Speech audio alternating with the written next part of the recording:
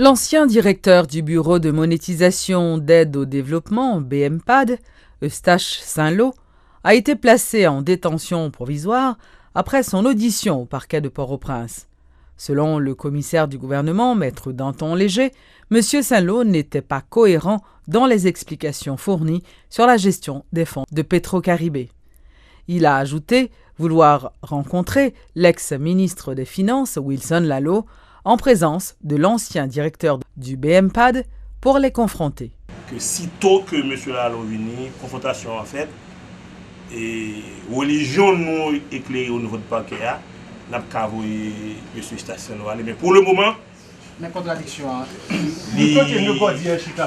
Aux ordres de la justice. Vous parlez de contradiction qui gagne entre déclaration de Wilson Lalot fait. De côté, M. Wilson Lalot, à chaque question posée sous Jean Fonds Petro-Caribé a été géré, il réfère à directeur BMPAD là. Mais directeur BMPAD là, tout, lui-même, c'est même Jean fait tout lorsque il pose la question. À partir de ce moment, il y a des contradictions qui nous révèlent qui flagrantes. On seul Jean pour nous-mêmes, pour nous départager les questions, pour nous comprendre les questions. C'est tout de M. Boukila qui dit nous ça lié. Donc on a comme l'impression qu'il y a une certaine vérité qui est captive. Donc seule une confrontation de ces deux messieurs-là pourra faire libérer cette raison captive. Donc si toutefois il y a une vérité qui se trouve au fond d'un puits, de certains puits, eh bien on seul gens là pour vérité à le soutien bapuyant. Dans le cas ça, c'est confronté de monsieur. Donc, Mapkembe et M. Sassano. C'est à lundi. Donc, M. Lalot vient. Est-ce que c'est à lundi, commissaire? Hein? Est-ce que c'est à lundi, M. Lalot a vu? Bon, nous souhaitons qu'il vienne le plus vite que possible. Suite aux fortes pluies qui se sont abattues ces dernières heures sur le département de l'Ouest, la plupart des rivières sont en crue. La ville de Léogâne a subi des inondations. La route nationale numéro 2 a été fermée à la circulation. Le porte-parole du ministère de l'Intérieur et des collectivités territoriales, M. Albert Moléon, a fait savoir que le comité de protection civile communale est sur place pour évaluer la situation. Notons qu'aucune perte en vie humaine n'a été signalée. Le président de la République, Jocelyn Privert, a effectué une visite à Livre-en-Folie au parc historique de la canne à sucre. Dans une interview accordée aux journalistes, il a annoncé que tout le pays attendait le calendrier électoral qui fixera la date des élections. Accompagné de son épouse et des membres de son cabinet, le chef de l'État a expliqué que le retour à l'ordre institutionnel est nécessaire pour le développement d'Haïti. Jocelyn Privert exhorte donc le CEP à respecter la date du 31 mai prévue pour la publication du calendrier électoral. Le conseil électoral là a été annoncé et entre le 15 et le 31 mai, la semaine qui vient, pour la semaine 31 mai, qui pourra publier le calendrier électoral là, qui pourra permettre que tout acteur politique connaît qui l'élection a faite dans le pays pour nous retourner à la normalité constitutionnelle, ce que le pays a besoin pour la stabilité politique qui est capable de permettre que l'investissement qui est indispensable fait dans le pays pour que les conditions monde dans le pays soient améliorées. En même temps, tout, commission de vérification qui est là pour garantir la crédibilité du processus électoral. Il a gagné un délai de 30 jours maximum pour compléter le travail et pour te soumettre le rapport. Et c'est dans la même semaine que le rapport sera présenté. C'est ça fait que moi, dit son moment décisif dans l'histoire démocratique du pays. Et moi, c'est à remercier tout membre du conseil électoral pour le dévouement, pour la dédication à travail. Ça. Et remercier tous les compatriotes qui ont accepté de prendre le lourd fardeau de accepter conduire commission de vérification ça et que le pays a un rapport de recommandation dans le meilleur. Et je dis, c'est exhorter pour nous exhorter. Et le conseil électoral là, par rapport à délai que le bail tête et commission de vérification par rapport à délai qui t'a signé de produire le rapport. Quel message vous avez gagné, président, pour acteurs politiques, justement, pour acteurs politiques? Quel message par rapport à Et tout résultat de la commission. acteur politique attend publication calendrier électoral là. Et me dit, m'exhorter conseil électoral là à continuer à travailler pour permettre que délai que te bail tête y respecter et que tout le monde connaît qui date élection a fait dans le pays. Je crois que tout le monde qui vit dans le pays, tout le monde qui est préoccupé, qui est concerné par la question de misère qui est dans le pays, tout le monde a mis que le pays a dans tête des autorités légitimes qui bénéficient de la légitimité populaire et seule façon pour autorité ça pour une légitimité populaire là c'est dans l'élection. C'est ça que me dit calendrier électoral là, c'est un moment décisif dans l'histoire démocratique pays qui va venir semaine prochaine. Notons que le président provisoire a esquivé une question relative à la date du 14 juin, marquant la fin de son mandat de 120 jours. Le parti haïtien Tête Calée continue de critiquer le travail de la commission d'évaluation et de vérification électorale. Des partisans de Jovenel Moïse disent attendre la publication du calendrier électoral. Ces partisans de Jovenel Moïse continuent de réclamer le départ du président provisoire Josléam Privert, la publication du calendrier électoral et refusent de reconnaître la commission d'évaluation et de vérification électorale qu'ils qualifient de commission Privert ou de commission d'élimination de Jovenel Moïse.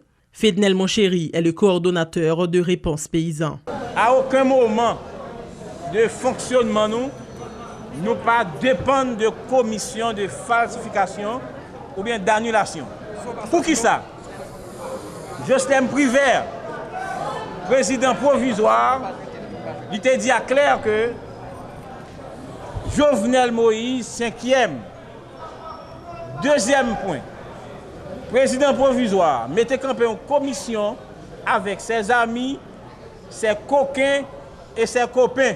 Troisièmement, Jovenel Privert promet nous la trier parti politique qui a dormi avec dans le palais national, la mettre Jovenel Moïse dehors dans l'élection, c'est eux-mêmes la mettre devant. Nous-mêmes, au niveau PHTK allié, nous mettons Privert en défi.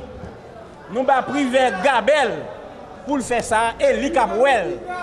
Nous prenons engagement pour nous défendre votre Jovenel Moïse là sous toute l'étendue du territoire. D'autre part, le PHTK et ses alliés ont organisé parallèlement à la conférence de presse une activité baptisée Bouillon Banane, une manière pour eux de renouveler leur engagement envers leur candidat Neg Banane qu'ils attendent au second tour des élections. Les explications du coordonnateur général du réseau national Tête Calée, Quinton Louis. Aujourd'hui, autour de Jovenel Moïse, Neg Banane, n'a fait solidarité. Pendant que nous avons mangé banane, pendant que nous avons boit bouillon banane, pour nous samenter, 7 fois, 77 fois, nous pas fait bac. Le PHTK est contre une prolongation du mandat du président provisoire parce qu'ils auraient failli à sa mission qui était de réaliser les élections dans le pays. Maintenant, selon ses membres, il revient au Parlement réuni en Assemblée nationale de décider du sort de Josléam Privert après le 13 juin. Le Sénat est dysfonctionnel, selon le sénateur Andriss Richer. L'élu de la Grand'Anse annonce qu'un nouveau bureau sera bientôt constitué au Grand Corps dans le but de permettre à cette institution de jouer son rôle constitutionnel. Il invite donc ses pairs à venir travailler afin de redynamiser le Sénat. Le 14 juin, là, on est capable de dire que M. Privert arrive à la fin de son mandat. Puisqu'il a été désigné par le Parlement, il va falloir que le Parlement se mette à la hauteur pour donner une réponse qui convient. C'est-à-dire, si négociation il doit y en avoir, il y en aura. Et si table rase du passé il doit en avoir, il y en aura. Les élus de l'État doivent assumer leurs responsabilités. Monsieur Larèche, qui a joué le rôle de vice-président du Sénat, est incapable d'organiser une séance en dépit de tout ce qu'il appelle majorité. Tandis que ce qu'ils appellent le groupe minoritaire, moi je les vois, et je ne suis pas le seul à les voir, puisque vous avez des caméras entre vos mains, et même les grandes stations de télévision, ceux qui détiennent la vérité, ils ont des caméras dans les mains. Pourquoi ils n'arrivent pas à dénoncer ces forfaits de ces gens qui prétendent posséder la majorité au Sénat et qui sont incapables d'organiser des élections à cause même de leur absence? C'est-à-dire, c'est du fainéantisme, du vagabondage et, je ne suis capable de dire tout, du crétinisme. Parce que l'État reste l'État. Quand vous avez été investi d'un mandat par le peuple, vous devez respecter le mandat jusqu'à sa fin.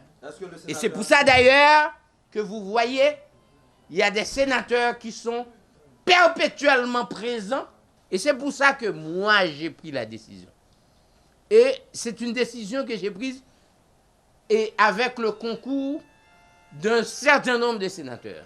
J'ai dit que si, d'ici le 1er juin, il n'y a pas de séance pour qu'il y ait un président au Sénat qui assume ses responsabilités, moi, en ma qualité de doyen d'âge, eh bien, il va y avoir une révolution au Sénat. Dans l'actualité culturelle, plusieurs milliers de personnes avaient pris part à la 22e édition de l'événement culturel et littéraire Livre en folie. Des amants du livre de tout âge s'étaient donné rendez-vous au parc historique de la Canne-à-Sucre à Tabar. Max Chauvel, qui est l'un des organisateurs de cette foire, s'est félicité de voir l'engouement des lecteurs à vouloir découvrir Marie-Vieux Chauvet, cet auteur honoré à titre posthume, méconnu en Haïti. Depuis 2 ans, m'a dit ça, vous constatez que le public l'a rajeuni, ce qui est très bon signe. Il y a un renouvellement des lecteurs, il y a de plus en plus d'intérêt des jeunes vers la lecture. Et c'est bon signe parce que je pense que la connaissance se transmet par la lecture. Pas besoin de venir expliquer comment on peut prendre connaissance s'il ne peut pas lire, s'il ne peut pas lire ouvrage. L'école, c'est lire pour les livres scolaires. Autre type de connaissance, c'est à travers la lecture. Donc pour moi, c'est l'essentiel. Donc notre objectif principal, c'est avant tout de stimuler la lecture, d'encourager les jeunes à lire très tôt, et avec toutes les retombées positives que ça aura sur les auteurs, leur production et l'écoulement de leurs titres. Combien d'auteurs il y a là qui exposent jeudi? Je dis qu'il y a à peu près 157 auteurs et il y a à peu près plus de 1800 titres disponibles. Encore, et c'est toujours autour de chiffre ça que nous tournons depuis quelques temps. Nous avons commencé avec 4 auteurs en signature, il y a 22 ans de ça. Là, nous avons 157. Bon, pour que chiffre ça, il faut ne pas dépasser le 3 parce que l'infrastructure n'est pas difficile pour nous pour gérer plus que ça. Ça qui vient dans le cas Marie-Vieux Chauvet, c'est que Marie-Vieux Chauvet prend exil sous Duvalier. Et il n'a pas très imprimé le livre en Haïti. Le livre est imprimé là-bas, à l'étranger. Il est traduit dans plusieurs langues. Mais le livre n'est vraiment pas disponible ici. Donc, comme c'était centenaire anniversaire de naissance, nous décidons de célébrer comme nous avons fait pour Jacques Roumain, il y a une dizaine d'années à peu près. Là, c'est des gros écrivains de niveau ça. Et que nous avons l'occasion pour nous permettre aux jeunes de redécouvrir œuvres. Donc, nous prenons l'occasion et effectivement, nous pensons que bientôt, en pile jeune, connaît qui a pris Marie Chauvet, ils pourront apprécier le livre qui vraiment sont écrivains d'un immense talent. Et il y a point que en Haïti, ce n'est pas Koulia seulement, nous avons 2-3 jeunes talents, mais nous avons un talent littéraire depuis quelques temps de cela. Simplement, nous peut-être pas connaissons et nous pourrons le découvrir au fur et à mesure.